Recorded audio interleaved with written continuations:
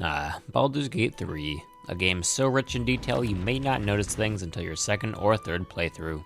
As such, you may not know, but there's a bunch of diseases you can be afflicted with. We are going to be playing through with every one of them. Most diseases just give me disadvantage on all checks, that to sum it up, we're blind, vulnerable to most forms of damage, get stunned after taking damage, like 4 times disadvantage on attack rolls, etc. And who better to take on the challenge than my favorite leprosy-infected character, the Leper King himself, Baldwin IV. His adventures against eldritch monstrosities have led him here to the Sword Coast, where he hopes to take down one more before succumbing to his rapidly declining health. We'll be playing on honor mode, though not single save to preserve my sanity, as you'll soon see. For those of you who haven't played Darkest Dungeon, we'll be playing as a tanky frontliner, revered for his damage and inaccuracy, perfect considering our innate blindness. I'll mention the diseases as we go along, though one thing I'll note is that I am Midden infested, which seems pretty annoying on its own, but when we pair it with Slimy Doom, well, this is what our run would look like. So forgive me for admitting that one. I'll instead be keeping Slimy Doom, which is what stuns us after we take damage, basically making this a 1 HP run, but that's not even the worst disease. Let's see how combat plays out. Lae'zel finally gets her revenge on me for throwing her off the ship every run, and that's a side effect of Mind Fire. This causes us to be befuddled, making our allies our enemies. Well, I guess Lae'zel will have to do this combat, but it won't end until all enemies are defeated, me included. Since I don't want the run to end already, we heal ourselves and throw Lae'zel off the bridge before she can kill us again. This is going to be a rough one, isn't it? Skill checks aren't going to be easy this run, but with a difficulty of 2, I managed to scrape by and free Shadowheart from her prison. She thanks me the same way as Lae'zel. This is why we have saves enabled. I guess it's a mandatory no ally run. Let's get off this thing, and if you think I'll be able to kill a single enemy here, you clearly haven't been paying attention. Though curiously, only the Mind Flayer is my enemy. No time for this, let's get out before I implode. Since we're dead if we get hit, I'm not taking any chances. Potion of Speed gets us there in just 1 round. Well, after the hell that was the Nautiloid, we've wound up with 1 more infection for the books. An Eldritch Parasite. Sure, why not? Three Stooges syndrome is the only thing keeping my body intact anyways. Let's try not to die already, shall we? I don't want to be cowering from fights all run, but I do have a plan. There's a variety of ways to cure diseases in-game, so let's make things a little more interesting. I'll allow myself to remove 1 of my diseases per type of cure. For the most part, this only allows me to remove 3 diseases over the course of the run, and I'll need to think about which ones. We'll have access to some right away, though there's one large problem in the way, and that's the fight with the Goblin Raiders. By sneaking around the edge, we can avoid the combat and hope to sneak in the back door. There's a bundle of goblins we need to fight around here, but still less than we'd have to otherwise. The plan is to use this eagle statue to chip away at the enemies, weaving in and out of combat with the door as needed, though something tells me I took too long. Let's go and look at the wreckage. Yep, everything's dead. At least this means we can now safely enter the grove. Just kidding, guess what? Mind Fire causes everyone here to be aggressive, except the shopkeeper, and he's right there. We need to trade with him somehow, and I have an answer. But it's going to require a mild amount of purging. By getting rid of these 2 guards, we have an opportunity. We can't walk up and talk to him since these 3 enemies are in the way, but at level 3 we picked up Eldritch Knight, giving us access to spells including Minor Illusion, allowing us to pull him away to chat. He doesn't have what we want right now, though by partial long resting repeatedly, we can refresh the stock until he sells an Elixir of Vitality. Our first major decision, and I think Slimy Doom has to go. Losing my only turn if I take a single point of damage? Yeah, no. We also purchase an invisibility potion, which we use immediately. In the back corner of a grove is an unmarked rock that has a special treat, giving us a use of Lesser Restoration. The reprieve is small, but 1 less disease to worry about is a blessing. And surely we have to remove our damage vulnerabilities from Flesh Rot. Now we can actually take damage, and still miss all of our attacks, in true leper fashion. These cures don't amount to a whole lot given my worsening Ceramorphosis. Here's hoping we can find a cure to that. On our road to a cure, we find nothing but enemies. The goblins make sense, though even Flaming Fist soldiers drop everything they're doing to hunt me down. Some gnolls not far away hunt us down across a bridge. We can barely deal with them all, shoving them off. I need to get out of here and find some friends. It's clear the surface is becoming progressively more hostile. I have the memory of a goldfish and invite Shadowheart to join the party. Goes about how you'd expect. Escaping through the goblin camp is a no-go for now, so let's try escaping through the mountains. Guess who's alive again? Well, a good nap later, and our infection has progressed to the point where it's actually helpful. I would be a fool to turn down the powers of a disease, so let's grab what we can. With our body rotting away, let's do our best to grab some medicine. It just so happens there's one of the best spots for medicine here, at the Githyanki Creche. I'm quite worried at first, trying to purge them while I can, though it seems the Mind Fire is actually working to my advantage here, and nobody really cares that I'm here. Now, this shopkeeper is insane. They sell late game potions for quite cheap, but we can do even better. How about for free? For being a walking, rotting hunk of flesh, our sleight of hand rolls are still quite good. We can refresh our stock every day, buying some, stealing most, until we have a decent stock of potions. Well, the mountain pass was a score for medicine, though the real medicine is the subscribe button. And if you don't want me to die a horrible death, please click it. I'm hoping you did, because now we need to go down, underground. And to do that, let's plow our way through the goblin camp. A well-placed cat and barrel gives us a jump start. And in spite of our poor attack rolls, our magic missiles are unerring. And to that extent, so are our throws. The real issue here is this ogre. But ogre dumb. We can park ourselves at the top of this platform, coming down to take pot shots as we take him out. It was around this time that I took a level in Paladin, giving us our third disease removal. And I removed Blinding Sickness, since being blind was giving enemies advantage to hit us. I was thinking of class swapping to Paladin at Withers, but even he's our enemy this run, so that means no respecking. After a long day of fighting, I think it's time for a long rest. But we get ambushed by Volo, who's out for blood. In an intense fight, we managed to come out on top. That would have been an embarrassing death, huh? Well, let's get to the Underdark already. Maybe I'll make some friends. It's not long and we find our first. It's a Minotaur, and he's here to say hi. Though really, who needs friends when you could have 75 XP? I show up at the Myconid outpost expecting another fight, though it seems they feel pity for me. Friends, finally. I can mend neither skin nor spirit, but we still might commune. Well, let's get one of the best rings from Dareth. Or not. Well, Dareth hates me, and she aggroes the whole camp alongside her. We pull the Southern Gates guard over the cliff for a quick purging before taking care of Dareth. She's not tough, but as to not aggro everyone, we bring her out back before getting the Caustic Band by force. This ring was so good, they made it very rare in honor mode. The flat +2 damage is really good, and somehow acid damage feels like a good fit. Back in the grotto, some gnome picks a fight, so we take her out to the ire of pretty much everybody. We'll need to find new friends. We get the boots and get out, right into the loving embrace of some Duergar. We happen to have the sergeant's boots from that gnome, so he allows us safe passage over to Grim Forge. The passage, however, isn't as safe as I'd like. He doesn't seem too interested in my boots, so I guess I'll have to lie my way through, which is not particularly within our power. Get him, fellas. I prepare myself for battle, but battle never comes. It seems Mindfire saves the day once more. I have no friends, but don't have enemies either. And in a Groundhog Day-like scenario, we attempt to successfully convince him to no avail. So we just say screw it and sail off. Luckily for us, we don't need any more rolls to safely arrive. And joyous day, the Duergar don't hate me. Our equipment right now is kind of garbo, but I hear there's an adamantine forge around here, lost to time, buried deep within, it's right here. We'll want to prepare for the Grim boss fight, which only includes a level to 5, grabbing us the mobile feat. Crucial if we want to fight Grim face to face. And finally, a mask to cover my skin. Quite fitting. For Grim prep, I use my patented box strat to plug the gaps and prepare for a long one. Surprisingly, in this fight we want to miss, and that's because of Grim's honor mode legendary action. If we actually manage to land an attack on him, it doubles his speed, a death sentence in this small arena. We have the mobile feat so we can stay perfectly out of range, though chances are you will eventually hit Grim, and if you do, make sure you move as far away as possible and pray he doesn't hit you. At around the halfway point, Grim will summon a bunch of Mephits. I try to get him under the hammer at this point, as using it before this happens will summon the Mephits anyways. Grim doesn't have much HP left, but it's gonna be tricky.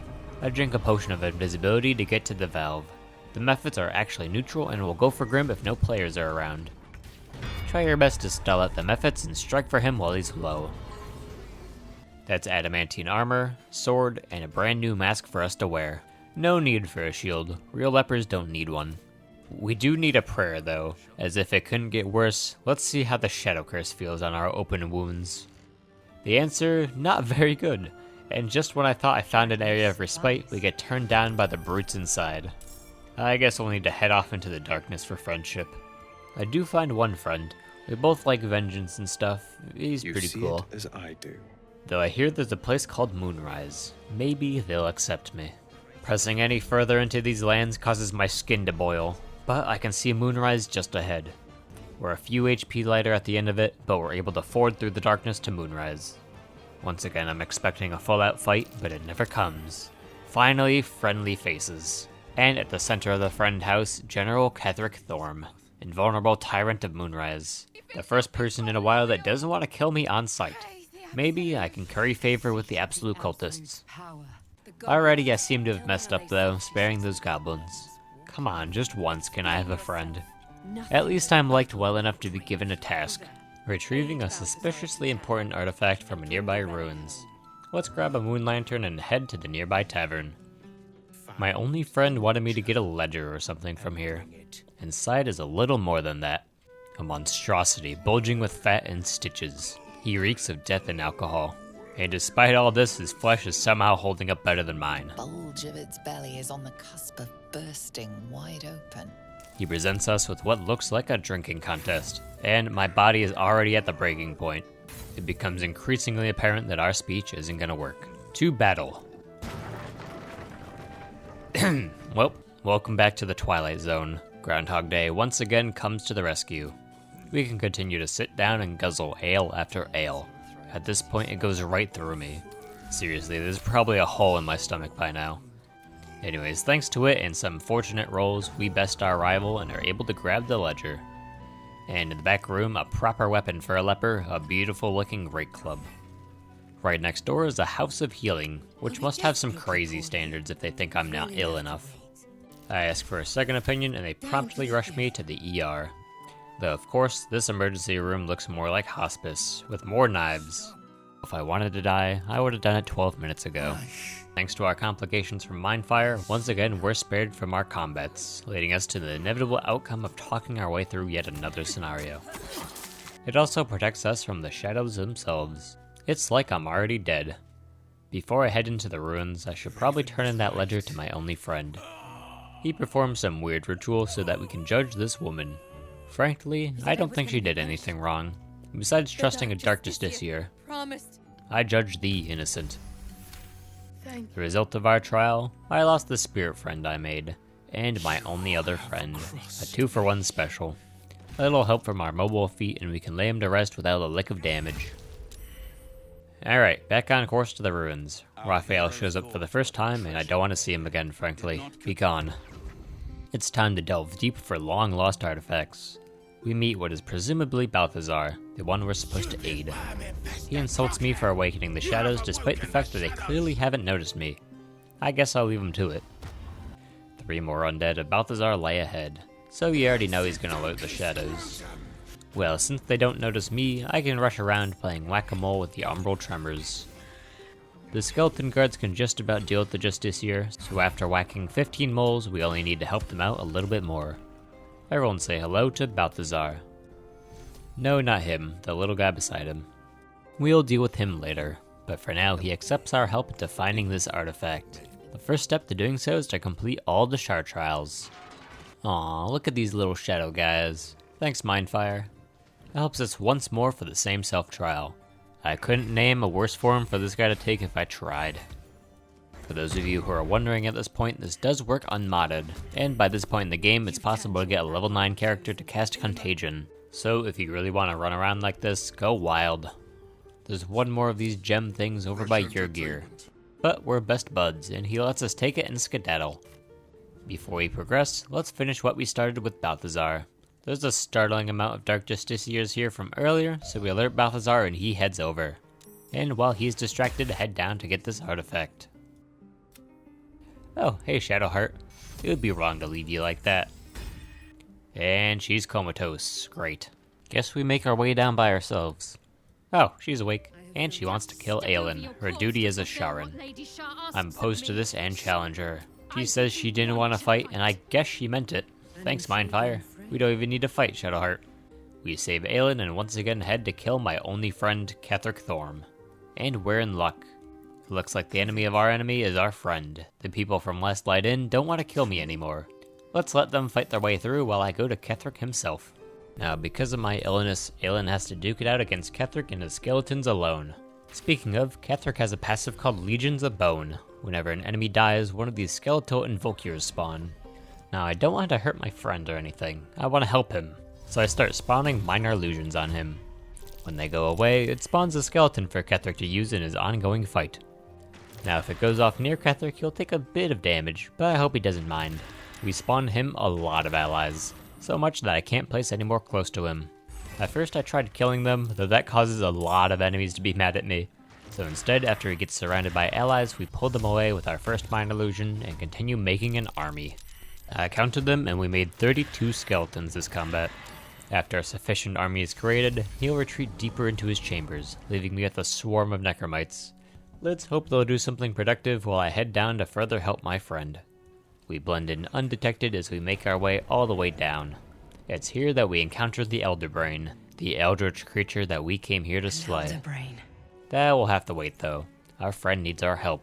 Aelin, that is. We rescue her, setting her into another 1v1 with Ketheric before making Ketheric some more friends. Now this time around, the sheer number of undead are going to be breaking my PC, so we have the Water Sparkers. And with Sleet Storm, a nice water surface. Now the last time the Necromites would heal since they were never in combat, but this time they are in combat, letting this happen. I'm just gonna let this play out since it's glorious. Ketheric gets deleted from his own powers. Legions of Bone keeps creating skeletons which die, creating more skeletons, and so on and so forth until he runs out of HP. And now for Myrkul. He's a lot more annoying than Ketheric, though with our build we can actually beat him in combat. We've got a pretty high AC, and by putting him and ourselves in darkness, we can use the Eversight Ring to never get hit. We didn't need to use it, but we also got level 2 Paladin giving us access to Heroism. Since occasionally we do get frightened, and Myrkul has a radius that prevents us from healing, but if we need to, we can Misty Step away to top up. Also, can we just admire how many Necromites are here? All in all, Myrkul isn't too bad, but it won't stop me from using barrels to secure the kill. I totally lived that, by the way.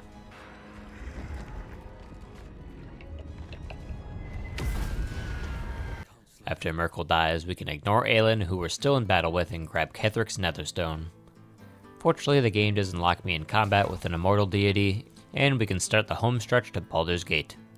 Before anything, of course, we need to stop by the Astral Plane and kick some Gith ass.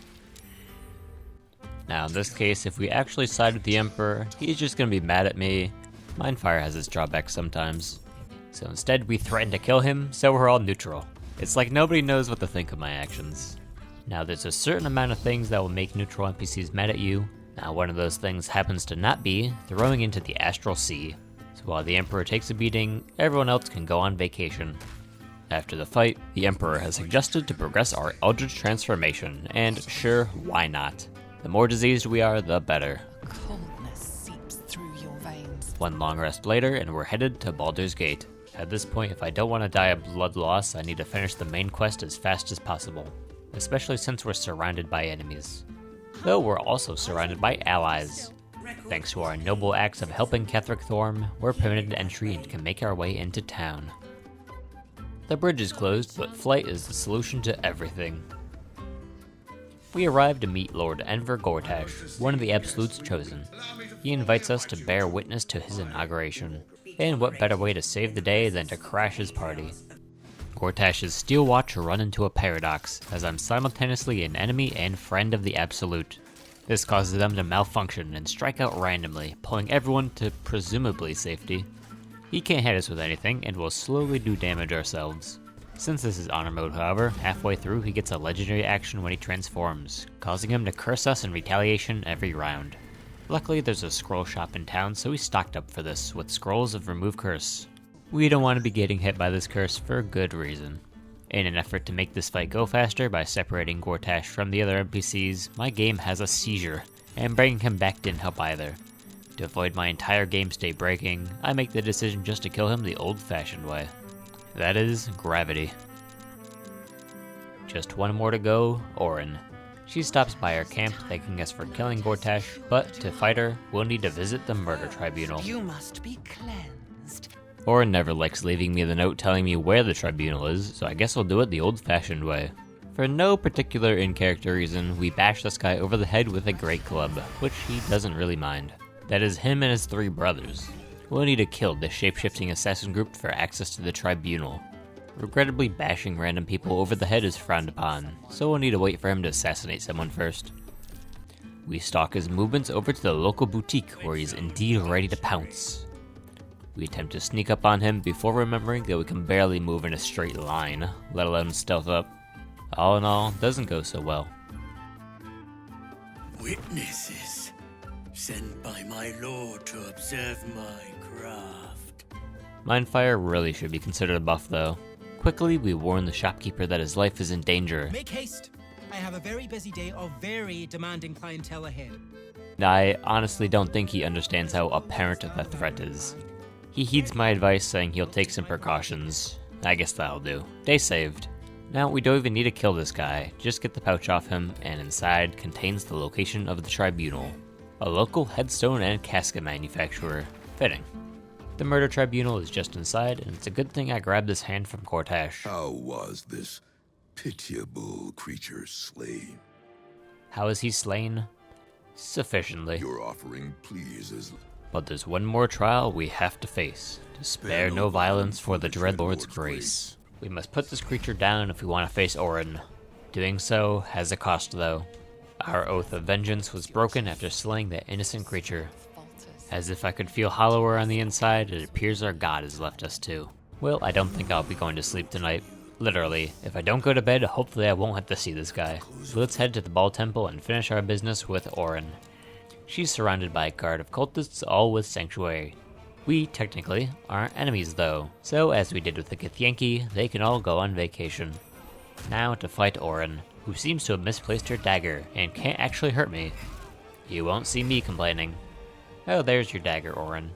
We grab the last Netherstone before facing the Elder Brain. We run through unfazed by an Eldritch ambush before taking on the Eldritch monstrosity behind it all, the Elder Brain. Our efforts to control it are beyond me, and our diseases are not helping. Our constitution is unaffected though, and with how far it brought me, I call upon it one more time. We've been holding our inspirations all run and they seem to have paid off, which will come in handy later. Not because we can control the brain, mind you, we're too weak for that. The Emperor has a plan, to use Eldritch power against itself, having a Mind Flayer wield the stones. I don't trust him to use them, which means I'm gonna have to go all the way, become Eldritch myself, for my people and others. Still diseased, but I can feel my body start to heal. Maybe at the end of the day, I'll be cured. Time for the final boss, though a horde of enemies lie before us. Luckily, we blend right in. They won't suspect 2 Mind Flayers being around. Now let's climb this brain. Our game plan is simple. Start channeling. That's it. The Emperor can do his best to catch up. After the Emperor tanks everything, we're ready to move on to the real fight. The Emperor's job is just to get mind broken in my stead, while we unleash our might. We can only hurt him every other round due to his legendary action giving him damage immunity, but with potions of speed we can do about 150 damage with our 12 attacks, even more if we weren't so inaccurate. The brain does summon these orbs of negation that one-shot us and the ground we're standing on, but since we can't harm them this turn anyways, we can put down a globe of invulnerability, saving us and the platforms. The Emperor doesn't have to do nothing either. Some lightning will help us out a bit. We're able to get them so low, but not quite enough. The Emperor contributes one last Mind Blast of damage, and we ourselves finish it all off where it started, with a flurry of magic missiles. While I may be an Eldritch monstrosity now, I think we've inadvertently stumbled upon a cure for my diseases. With my life that I have now, I'll devote myself to protecting the world, monster that I may be.